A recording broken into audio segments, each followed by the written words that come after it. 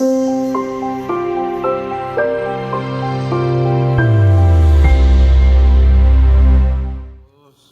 y antes que nada, quiero agradecer el honor y el gusto de haber estado en este panel y haber participado en estas jornadas que realmente han sido increíbles, fermentales, de discusiones interesantísimas y muy ricas. Soy periodista y siempre hay una especie de idea de que la defensa de la libertad de prensa, de expresión, de opinión, es como un coto que los periodistas defienden y en realidad dicha libertad es una libertad que nos pertenece a todos los ciudadanos y es la que define, en la medida que ella existe y vive y vibra, la existencia de democracias sólidas, robustas y saludables. Me voy a referir al tema de la libertad de expresión, de palabra, de prensa, de opinión, el derecho a recibir información, a partir de dos fuentes básicas. Sobre esto se ha escrito muchísimo, se ha pensado muchísimo, pero me voy a referir a dos fuentes muy esenciales y que han sido fundamentales en el proceso de la idea y que tiene mucho que ver con cosas que se han estado discutiendo en estos 2 días acá. Esas dos fuentes básicas son, primero, la famosa primera enmienda que establece la Constitución norteamericana, un texto sencillísimo, ¿no? Y la segunda, una reflexión muy de fondo, también muy simple, muy clara, pero muy de fondo, que un siglo después, a fines del siglo XIX, hace John Stuart Mill en su trabajo sobre la libertad. De alguna manera, la discusión que genera la primera enmienda y que toma Stuart Mill se retroalimentan y ha tenido una importancia fundamental en la definición del concepto de libertad de prensa porque ha establecido jurisprudencia y legislación en casi todas las democracias modernas. La otra cosa interesante que creo que tiene la primera enmienda norteamericana y que tiene que ver mucho con lo que hemos estado discutiendo es, esas primeras enmiendas que están en la Constitución americana básicamente es lo que se llama Declaración de Derechos que toda Constitución moderna hoy tiene, ¿no? Y en la primera se establece 2 puntos fundamentales y están muy conectados entre sí, el de la libertad de prensa y de expresión y el de la libertad religiosa, y sobre eso después me voy a extender. La otra cosa interesante que tiene la manera en que se establece en esa primera enmienda el concepto de libertad de expresión es la manera en que está redactado el texto. En ningún momento la primera enmienda dice a partir de ahora se decreta que existirá la libertad de prensa. El texto lo da por sentado. Lo único que dice es que el Congreso no podrá hacer leyes que limiten o cercenen esa libertad. Pero no dice la establecemos, la creamos, la fundamos. Y no lo dice porque lo da por sentado. Y esto es una cosa muy importante. Las anteriores declaraciones de derechos, ¿no? la inglesa de 1688, en realidad era un derecho que la gente se le sacaba al rey, al monarca. Pero ahora no, ahora estamos con gobiernos de pueblo y por lo tanto el derecho existe, es esencial, es inalienable, es nuestro, es inherente, es evidente en sí mismo. Y como dicen, en aquella época, bueno, entre los constitucionalistas había gente más creyente que otra, entonces algunos dicen es dado por la naturaleza, otros dicen es dado por Dios, pero es una parte esencial de lo que somos, ¿no? Y por lo tanto, tampoco es por ser nuestro, por ser inalienable, por ser parte de lo que es cada uno, no es un derecho transferible. Y esto genera una discusión muy interesante. Por eso lo que la Constitución establece es el Congreso no puede hacer leyes que rijan, cercenen, limiten esa libertad. El Congreso puede tener una representación mayoritaria y expresar el sentir de muchísima gente, pero acá estamos hablando de un derecho y una libertad que es intransferible. y no hay mayoría que pueda limitarla. Ese concepto también lo toma John Stuart Mill, que es un poco la discusión de la democracia, que sigue siendo todavía hoy la discusión, bueno, hasta dónde en la democracia la mayoría importa y hasta dónde tenemos que tener cuidado con no aplanar sobre la minoría. Y esto es lo que hace la idea de libertad de prensa una idea tan apasionante, tan compleja y tan valiosa.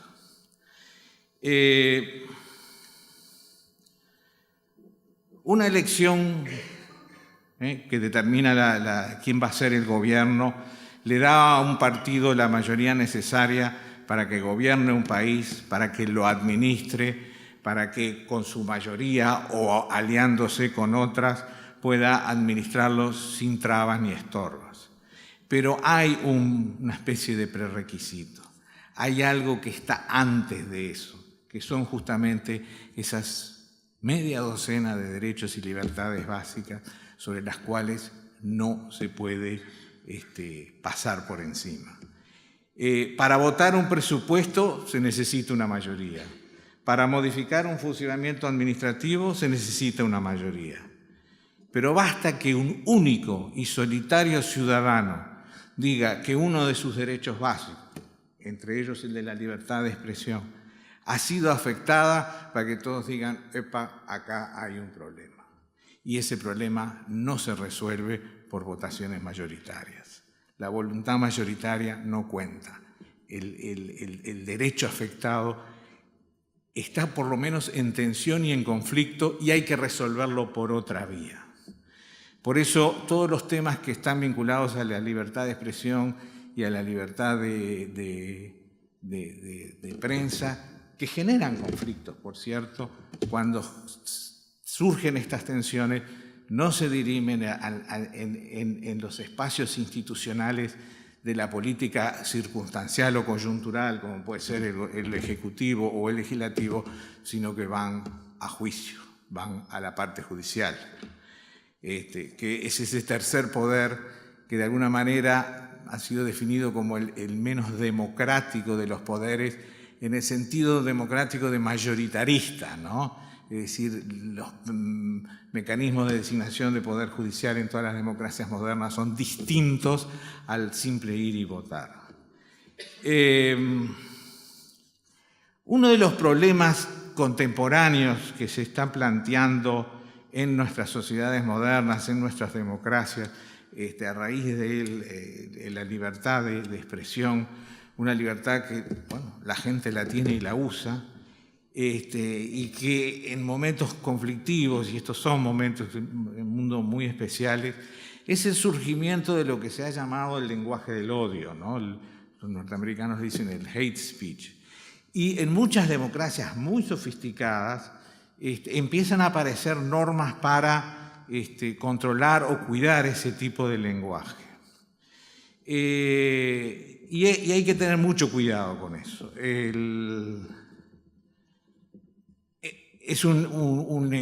Las redes sociales además han ayudado a hacer más fluido este tipo de expresiones que expresan odio, que expresan resentimientos, que apuntan a discriminaciones.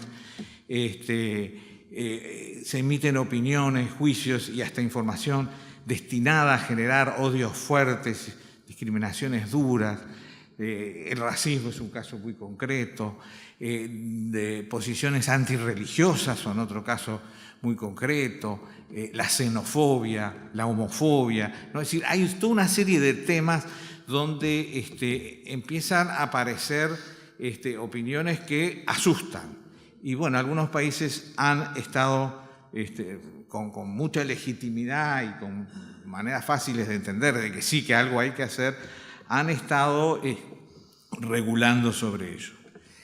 Mal que nos pese, todos estos intentos tienen un componente censurador.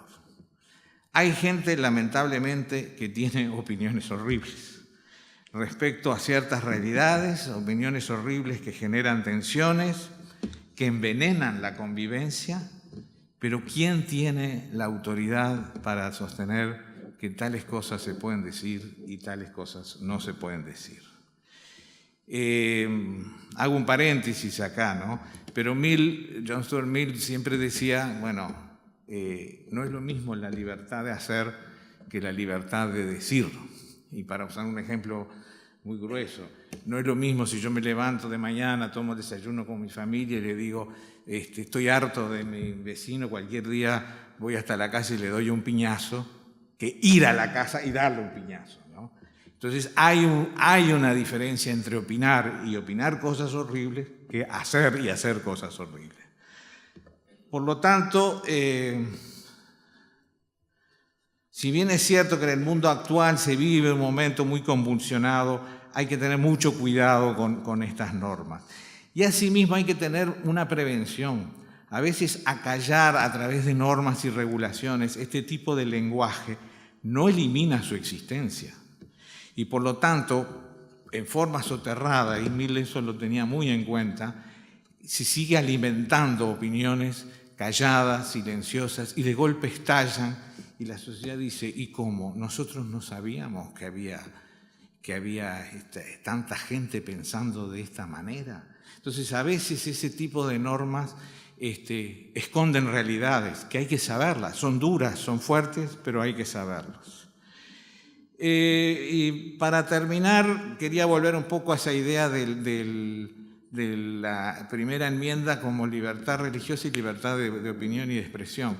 Las pone a igual nivel. Es decir, expresar opiniones religiosas es una forma de libre expresión. Ayer que hubo toda esta discusión muy interesante sobre cómo se entendía la laicidad en Uruguay, la influencia francesa, el concepto norteamericano a mí siempre me resultó fascinante porque, para usar una expresión gramatical, cambia el sujeto de la oración. De alguna manera nosotros estamos muy hechos a la idea, en la idea de separación de Iglesia y Estado, que el sujeto de la oración es el Estado. Al que hay que proteger de la influencia y el poder de la religión es al Estado. Es un problema entre Estado y religión. La primera enmienda americana lo que hace es prohibir al Congreso que establezca religiones oficiales y pide que se respete el derecho de la gente a tener la religión que quiera. El sujeto de la oración es el ciudadano, no el Estado. Le importa un bledo el Estado. Lo que importa es la gente, cuál religión va a tener y que haga lo que quiera con ella. Y a mí ese me resulta una manera muy, muy distinta de ver ese concepto que en el siglo XVIII y XIX se fortalece, que es el concepto de separación de Iglesia y del Estado, porque pone el énfasis en la gente, en su derecho, que mucho se ha hablado, en su libertad, un poco lo que escuchábamos anoche, de aceptar o no aceptar una fe. Y también cambia los términos de la discusión. Si alguien tiene una religión, pertenece a una religión, se siente representado en sus opiniones religiosas por una iglesia, tiene derecho a expresar. Acá hemos visto en los últimos años algunas discusiones sobre procesos de cambio, llamémosle sociomorales, ¿no? Las discusiones que han tenido que ver con el aborto, con el matrimonio gay, etcétera, etcétera. Y han sido discusiones fuertes, donde a veces distintas organizaciones lo que quieren es no refutar los argumentos que tiene con el que discrepan, sino decirle, no, usted cállese, usted de esto no opine, dígalo adentro del templo, pero afuera no. Hay ciertas organizaciones que son muy entusiastas y militantes que preferirían que esas opiniones no se emitieran. No, es parte del saludable debate democrático que se diga, se pierde y se gana, pero el debate tiene que existir y tenemos que saber qué piensa cada uno y cada parte. John Stuart Mill lo que decía es que la mejor búsqueda de la verdad es la que contrasta opiniones, incluso las erróneas. Y yo creo que eso es lo que hace que una sociedad democrática sea mucho más saludable, más fuerte, más convencida de las posturas que va tomando. Y por eso, bueno, quería compartir con ustedes estas ideas sobre la libertad de expresión. Muchas gracias.